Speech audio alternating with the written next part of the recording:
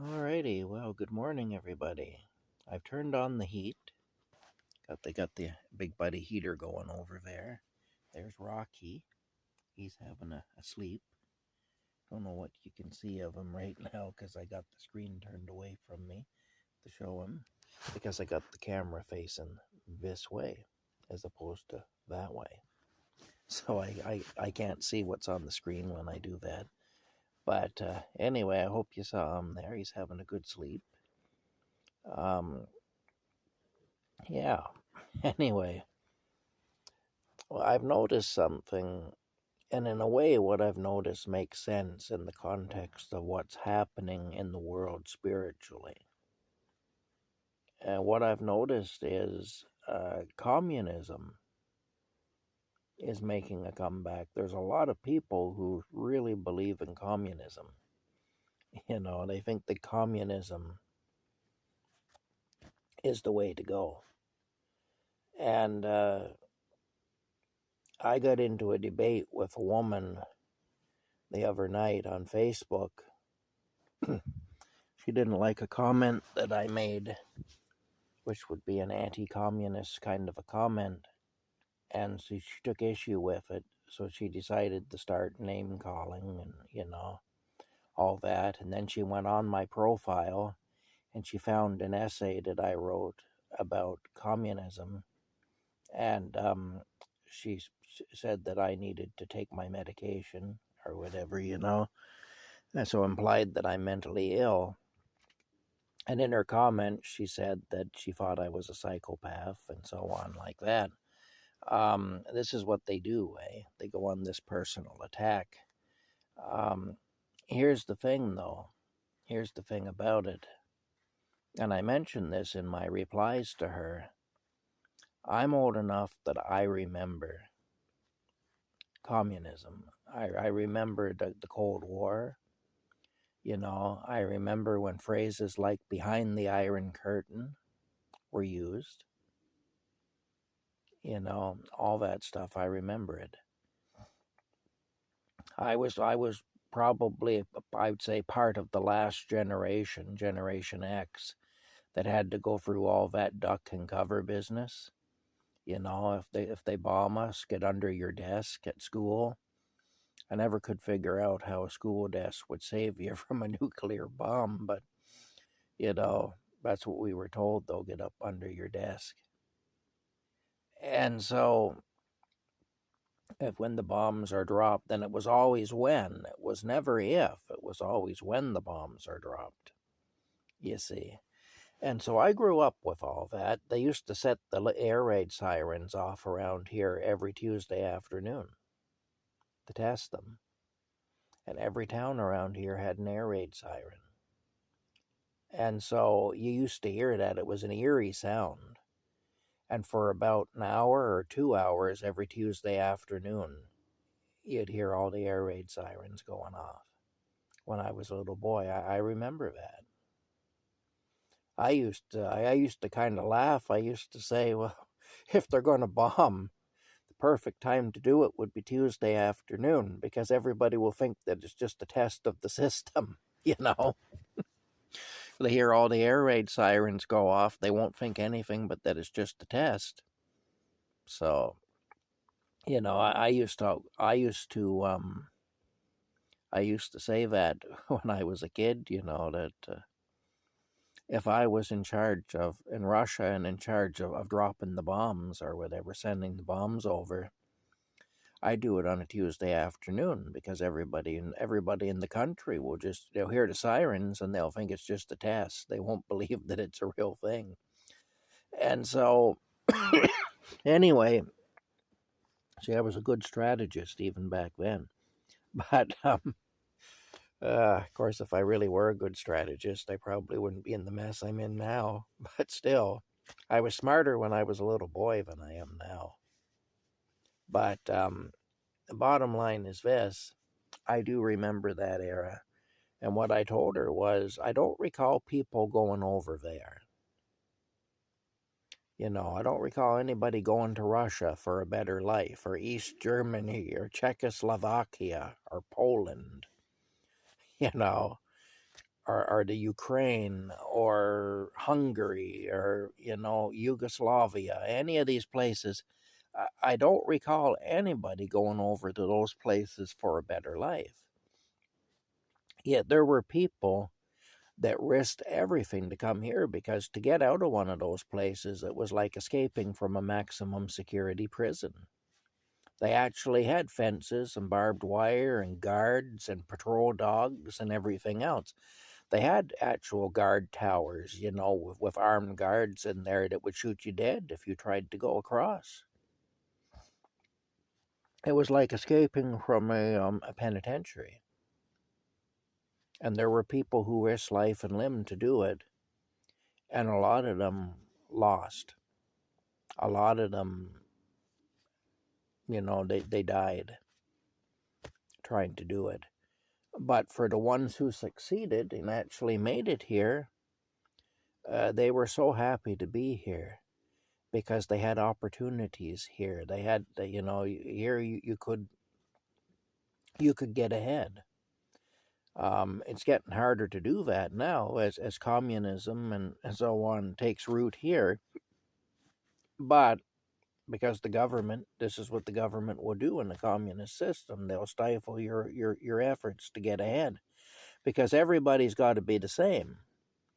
See, one person can't do better than another under communism. And so it stifles people's creativity.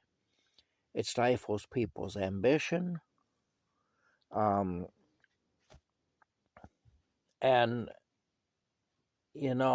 you end up with mediocrity, being just a bland, mediocre person. That's what you end up becoming under that system. Nobody's happy. Everybody's equal. Everybody's equally miserable.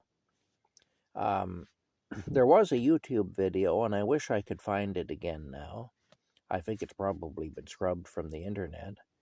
But it was a woman around my age who grew up in one of those Eastern Bloc countries. I can't remember which one it was now.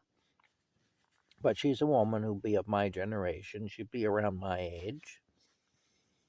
And she talked about life in her country when she was growing up in the 1970s and into the 1980s, and how it was when she was a teenager in the 80s and so on, and how life was in her country where she come from. And that's one of the things she said. She said, yes, we were all equal.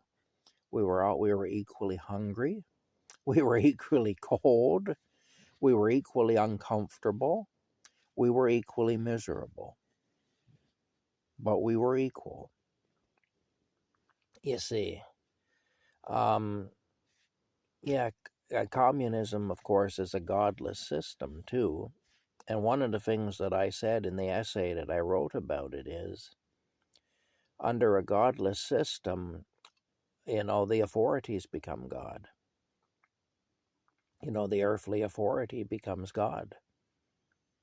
Because nature abhors a vacuum. And if you take the true God of the Bible, the true God of heaven, out of the equation, nature is going to replace him with something. And oftentimes that's going to be whatever power does exist that you can see. What power exists under a communist system? Well, it's the power of the party. It's the power of the bureaucracy and so on. And unfortunately, human beings, we need God to keep us in check, because human nature is not good. People talk about human nature being good. Human nature is not good. Anytime human nature is allowed to run amok, the results are bad. In fact, the results are evil. We saw this in the Germany of the 1930s and 40s. They took God out of the equation, and then they made a man God, a man by the name of Adolf Hitler. And they made his underlings mini-gods. How did that work out? Not good. We know what happened there. We know that basically those people brought hell to earth, is what they did. The same was true in the communist countries. When the party leaders and their underlings and their bureaucrats became the gods, um, we saw what happened, and it wasn't good, and life wasn't good. If you were an average person, life sucked, big time. People were not happy under that system, and that's why some of them, at least, risked everything to get out. Because the way they looked at it, there is nothing here. What do I have here? I got everything is owned by the government. They can come take away from me anytime they want to. All it will take is for my neighbor to make an accusation against me, and I'll disappear. If my neighbor decides they want my apartment because they want to move their married son and daughter into it, they can just go to the secret police and say, hey, so and so has been talking trash about the government. He's been criticizing the government. He's been saying that you guys are wrong. You're doing wrong. That's what he's been saying. I tried to tell him he shouldn't talk that way, but he won't listen. And that's why I'm here. I feel terrible about it. I don't want to tell on my neighbor, but I feel like I have a civic duty. Well, they'll come in the middle of the night, and they'll take you and your wife and anyone else in there, any of your loved ones that are in that apartment, away. You'll never be seen again. Your wife will never be seen again. Your family will never be seen again. And then your neighbor can move his daughter and his son-in-law into your apartment. That's the kind of thing that went on over there in those places. Life was friggin' hard. It sucked. And see, they took God out of the equation, is what they did. And the party leaders became God. And, they criticize capitalism because they say about some people being above others, which is true. With capitalism, it's money and connections. And if you've got money, that puts you above other people. And that's one of the serious weaknesses of capitalism. It's one of the inhumane things about capitalism. So the communists who say that, the people who want communism, they're absolutely right. That is an issue with capitalism. It's a weakness of capitalism. However, they have the same thing under communism. It's just that instead of how much money you make, it's where are you at in the party? What's your position in the party? What connections do you have to the higher ups? Are you yourself a higher up? That helps. So, see, the thing is, the average person, if the average person needs an apartment, well, then they'll resort to things like, slandering their neighbor or whatever, going and reporting their neighbor for things he may or may not have done in order to get that apartment, in order to take that apartment away from him. Or they'll go on a waiting list, and maybe in 20 years they'll get an apartment. And of course, the best apartments go to the people who are higher up and connected to the people higher up. If you're not a higher up person, you're going to wait 20 years for a hole in the wall tenement place that you wouldn't keep your dog in there in North America, at least back then. Nowadays, of course, people are living in tents and whatnot, so I guess we can't say that now. But again, as communism takes hold here, that's what we're getting. As we throw God away, and as we just reject capitalism and embrace communism, this is what we're getting. And so the bottom line is this. When you take God out of the equation, which the communist system officially is atheist, human nature replaces him, and human nature, no good comes of that. When human nature needs to be tempered by fear of God, you know, and we need to be reminded of who and what we really are. God does that. For better or worse, God does that. We may not always like it, but it keeps us in line. When we no longer have God, when just a group of people become God, you get into a mess. Look at North Korea. Look at that fat tub of crap there that runs the country in North Korea. And I don't say that to denigrate people who are overweight. I'm going somewhere with this. He sits there and he gets fatter and fatter because he don't miss any meals, while his people are starving to death. His people are missing lots of meals. And you don't see, he's the only fat man in North Korea. You don't see obese people in North Korea. And it isn't because they eat healthy and they exercise, although they do exercise because they work really hard. But that's not the reason. The reason you don't see obese people in North Korea is because of all the malnutrition.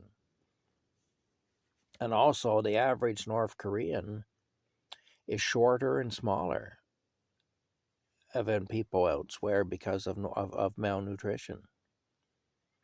The day-to-day life there is very hard for the average person, and it's very dangerous. The slightest little thing, the slightest little transgression, and you, not just you, but you and your family, and so many generations of your family, if you commit the slightest little transgression against the party over there, you're not just condemning yourself, you're condemning all your living family members, and you're even condemning family members who have yet to be born. Just think about that. Some little baby that hasn't even been born yet, that won't be born for 10 or 20 or 30 years, will be condemned because you committed this slight transgression against the party. And it could be something as simple as not crying hard enough when dear leader passes away. Not putting on, if you're not like tearing your clothes off and crying, just if you're not doing that, well, then that'd be enough that you could be in trouble. You could get yourself and everybody in a lot of trouble. If you don't dust the portrait of dear leader, it's up in your house, in your apartment or your shack or whatever. If you don't dust that regularly, that could be enough. Somebody reports that, said they allowed a speck of dust to be on the picture of dear leader, on dear leader's image. That's it for you. You should have run that dusting cloth over the picture more often. You see, and that there was a spider web on the picture or something, yeah, you've done it now. You and all your relations shall be cursed till the end of time because you allowed a spider to build a web on that photograph of dear leader, of whatever Kim is running the show this week. And that's the whole thing. I mean, so like I say, when I called the leader a fat tub of lard, that's where I'm coming from. He feasts while his people starve to death. And that's how it is under communism. Now, I'm not saying that there isn't some of that goes on with capitalism, because it does. But the difference is, with capitalism, you at least, even if you're from the lowest part of society, you at least have a chance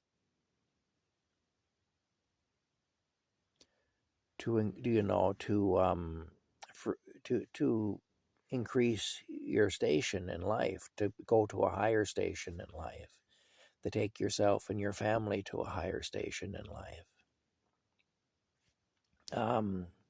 That's why people from there would come here. Most of them came here with nothing. What can you bring with you? You're running for your life. You're going to bring the clothes on your back. That's what you're going to bring. What else is there? What else can you bring? You don't want to be weighted down with stuff. And you probably don't have that much anyway if you're living in a country like that. So, you're literally escaping with the clothes on your back. And that's what you come here with, the clothes on your back, And a lot of them came here that way and made a life for themselves and for their children and so on that they had over here. And so that, you see, that's what it was. It was the opportunities that existed in the United States and in Canada and in other Western countries like England and France, and so on. West Germany, not East Germany, because East Germany was under the control of the communists. A lot of people died trying to cross over into West Germany illegally.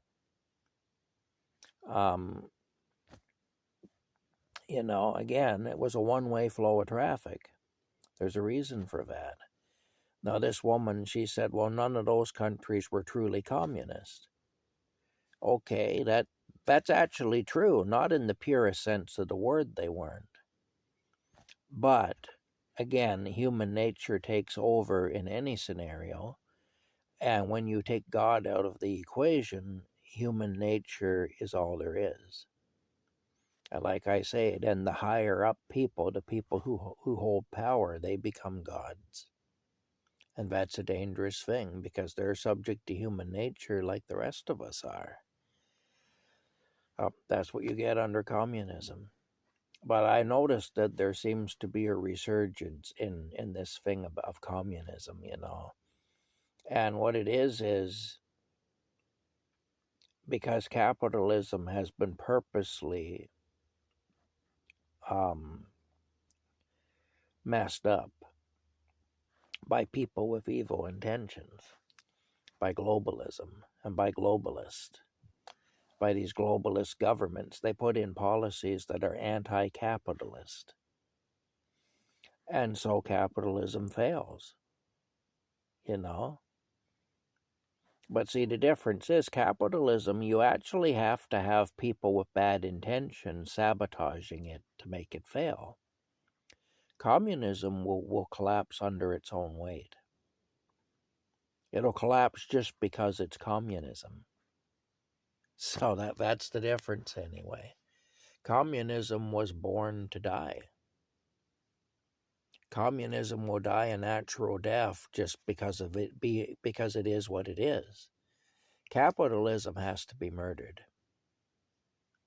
You actually have to purposely kill capitalism to kill capitalism, and that's what we're seeing happening now.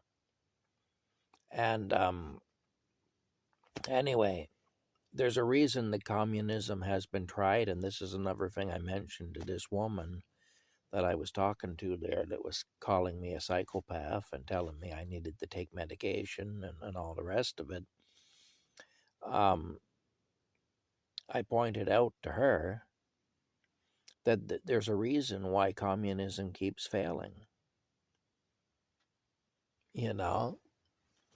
and it's been tried a lot. It's not like it's never been tried. It has a proven track record of being tried and failing. And again, it's human nature that causes communism to fail. When capitalism succeeds, it does so because of the best parts of human nature. And when capitalism fails in certain respects, and it does fail in certain respects, it's because of the worst parts of human nature. With communism, there's really nothing but the worst parts of human nature in play. And that's why it fails. It collapses under its own weight. It's not a system that can maintain itself socially, spiritually, or monetarily. You know, I mean, it just doesn't work. And so, like I say, these people advocating for it, most of them have no idea what they're actually advocating for. And most of them have these weird ideas that they're idealistic. They think, well, uh, if we just had communism, then the government would look after us all. Well, with what? I mean, what are they going to look after us with? Where's the money going to come from to do that? You see, where are they going to generate the wealth to do that? And I mean, yeah, with communism, oftentimes what they do is they start out by taking the wealth away from the people. This is the "you will own nothing and you will be happy" philosophy of the World Economic Forum. We'll take everything from you, we'll put it all into a big pool, and then we'll distribute it. But of course, what happens is we'll distribute whatever's left after we steal whatever we want to have. We'll basically we'll steal the loaf, but we'll throw some crumbs to the peasants. That's what happens under communism. We'll steal the loaf from the baker, the guy who baked the loaf, the guy who invested in the flour and the yeast and everything, and actually did the work of baking the loaf. We'll steal that from him, and we'll divide it up amongst the people. Of course, we're going to feast first, because it's a big job running this kind of a thing, and we need our strength. So we're going to feast first, and then we'll throw whatever's left down for the peasants. And there won't be a whole hell of a lot left when they do that either. That's communism. That's exactly what communism is. And so, and then eventually, now they've killed the baker, so he ain't baking any more bread. Basically, they take him out. They take him out, and then they take everything he's got. So they take all the loaves of bread, and they kill the baker. So there's no more bread. Um, and eventually they run out of bread. And then they have a famine. That's another thing that always seems to happen under communism is we get into famines. All these communist systems, there's always famines, because it just doesn't work. It doesn't work. It doesn't work. That's the thing, and it doesn't work on every level. Capitalism doesn't work on some levels. On other levels, it does, but on some levels, it does not. But what the communist does is they take the failings of capitalism and they amplify them. So you see, capitalism is no good because of this, and this other failure. And they'll be right. Those are genuine failures of capitalism. But what they do is they amplify them and they totally disregard the successes of capitalism. They totally disregard the good things about capitalism, while they amplify the failures. And then they say this is a justification for communism, which it is not. I mean, it isn't. Because each system has to stand on its own merits. And okay, yes, capitalism has failures. There are things about capitalism that cause it to fall short. And that's always going to be the case because we're living in a fallen world. Every system that you put into place is going to fall short in some way because we're living in an imperfect, fallen world. It's going to be that way until Jesus comes back. The Jesus that the communists don't believe in, by the way.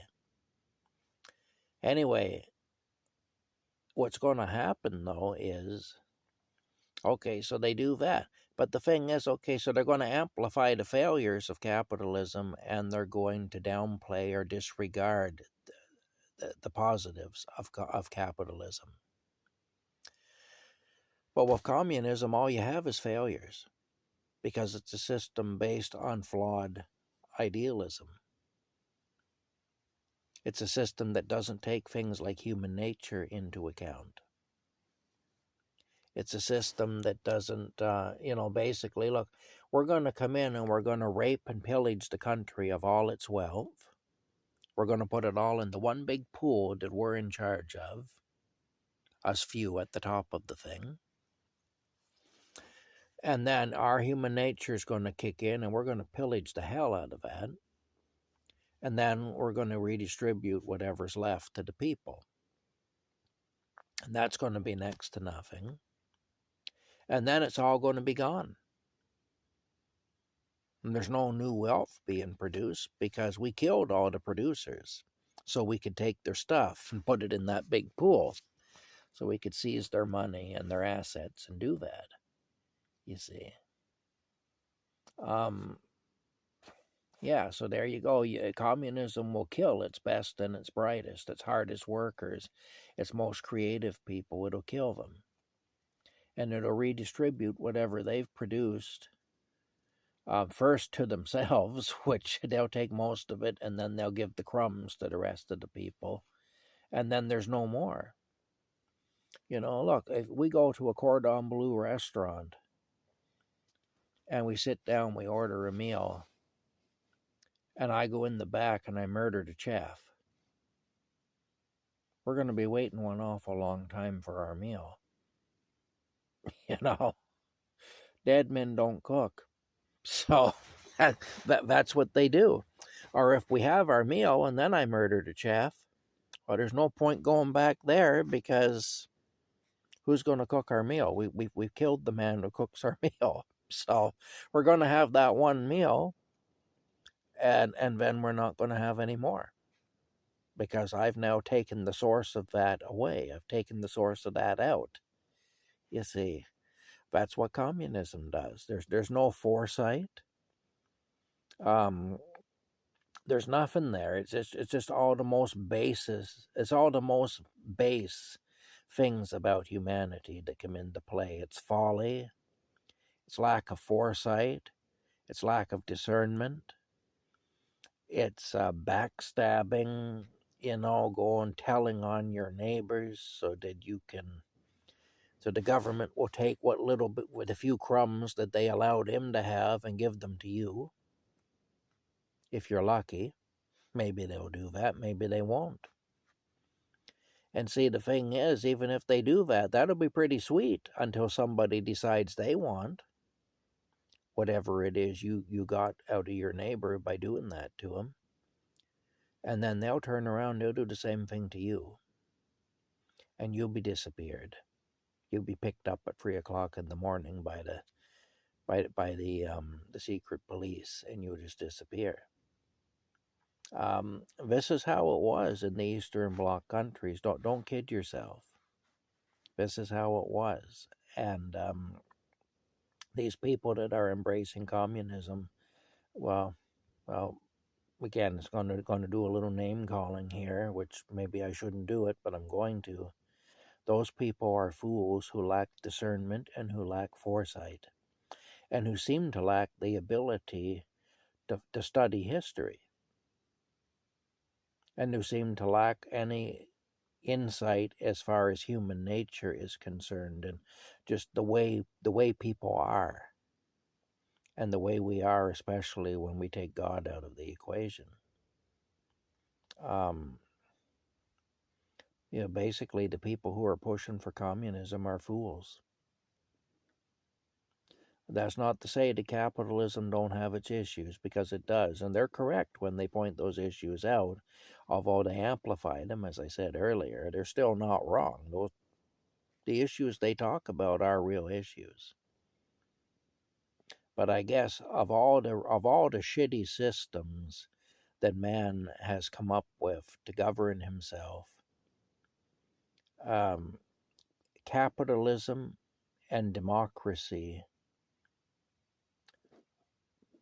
are the best of all the bad systems. I guess that's what you could say. They all suck, including capitalism and including democracy. But they're still the best of all the flawed, sucky systems. And like I say, the evidence of that is the fact that people did risk life and limb to come here from places that had that other system, the communist system. Other than Lee Harvey Oswald, I don't think anybody went the opposite way from here to there, from North America or from a Western capitalist democracy to an Eastern communist system. And even he came back 2 years later. Because he got disillusioned, apparently.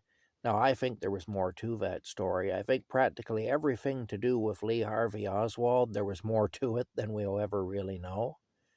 And I think that he was sent over there. I don't think that he just decided that he was going to be a communist, that he hated America and he was going to be a communist.